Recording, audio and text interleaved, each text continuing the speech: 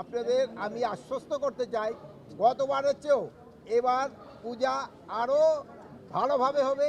এটা খুব উৎসব মুখর হবে এবং সবাই এটার পবিত্রতা বজায় রাখবে। এটা কিন্তু একটা ধর্মীয় অনুষ্ঠান, এটার কিন্তু একটু পবিত্রতা বজায় রাখতে হবে। এই যে আপনারা অনেকে দেখি দুই একটা এই যে স্যান্ডেল ট্যান্ডেল নিয়ে কিন্তু এটার উপরে উঠবেন না, এতে কিন্তু এর পবিত্রতাটা কিন্তু নষ্ট হয়। যেহেতু ধর্মীয় অনুষ্ঠান, ধর্মীয় সব রীতি নীতি মেনে আপনারা এখানে যার যার কাজ সেই করবেন এবং আমি আশা করব পূজাটা খুবই নির্বিঘ্নে হবে এবং উৎসব মুখর হবে। আর আপনারা জানেন আমার বোন অলরেডি বলছে যে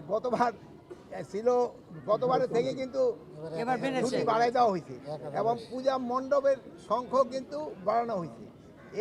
এর আগে গত 15 বছর ছিল 2 কোটি টাকা সরকার দিত, কিন্তু এবার কিন্তু সরকার 5 কোটি টাকা সরকার দিছে। গতবার ছিল 4, এবার 5 কোটি টাকা সরকার দিছে। এজন্য এরপরও যদি কোনো রকমের কোনো ধরনের প্রয়োজন থাকে আমরা অবশ্যই দেখব। প্লাস আপনারা জানেন পূজা যেন নির্বিঘ্নভাবে হতে পারে, এই জন্য আমরা একটা কিন্তু নতুন অ্যাপও খুলেছি, কোথায় কি ঘটবে এটা সাথে সাথে যেন জানা যায়।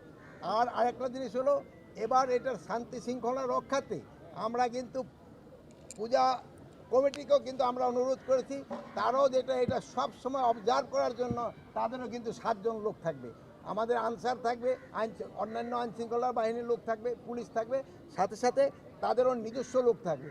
কোনো 24 ঘন্টা এটা পুরো অবজারভেশনের ভিতরে থাকবে। মানে এইটা অবজারভেশন কিন্তু শুরু হয়ে গেছে, মানে পরিচালনা পর্ষদ দেওয়া কিছুদিনের ভিতরেই কিন্তু আইন শৃঙ্খলার বাহিনীও লোক চলে আসবে। কোনো ধরনের কোনো হামলার কোনো হুমকি নাই, সব কিছু ভালোভাবে। আপনারা তো শুনছেন আমাদের ভাই বোনেরা অলরেডি কিন্তু তারা বলছে। এখনও আপনারা বাইরের কোনো কথায় কান দিবেন না, আপনারা বাইরের কথায় কোনো কান দিবেন না, এটা যেন ভালোভাবে হয়ে যায়। এটা আপনাদেরও কিন্তু সবাই সাহায্য সহযোগিতা দরকার। এবার ধরেন যে আপনাদের আজকে কিন্তু একসাথে করতে অনেক সময় লেগে গেছে, বাট এটা যেসব ঠাকুর পূজা পরিচালনা করব সেই সময় কিন্তু আমাদের এত গন্ডগোল করলে হবে না।